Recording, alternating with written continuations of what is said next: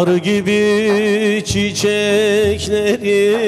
dolaştım, geleceğe beyaz sayfalar açtım. Arı gibi çiçekleri dolaştım, geleceğe beyaz sayfalar açtım. Güneş olup her yere ışık saçtım, denizim mahirim İbrahim. Güneş olup her yere ışık saçtım, denizim mahirim İbrahim.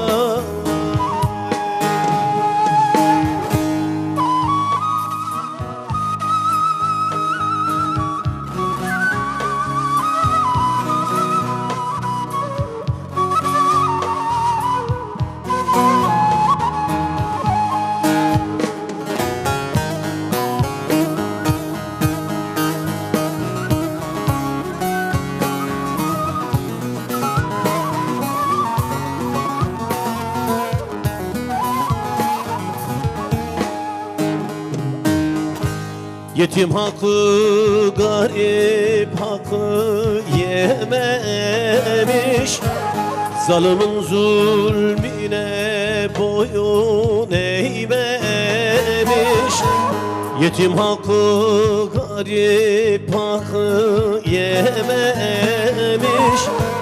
zalimin zulmüne boyun eğmemiş. Tek suçu var, tüm halkları çok sevmiş, denizim mahirim Hüseyin. Tek suçu var, tüm halkları çok sevmiş, denizim mahirim İbrahim.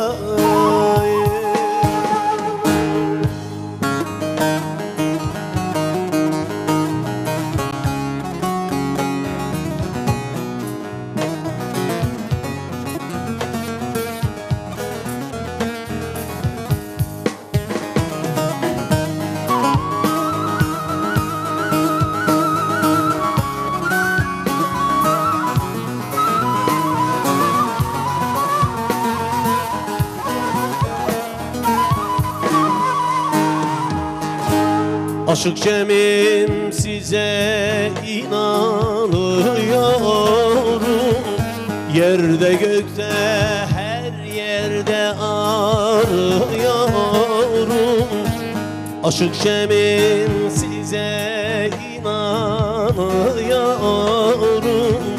yerde gökte her yerde arıyorum. Sizi Pir Sultan'dan sanıyorum, denizim mahirim Yusuf.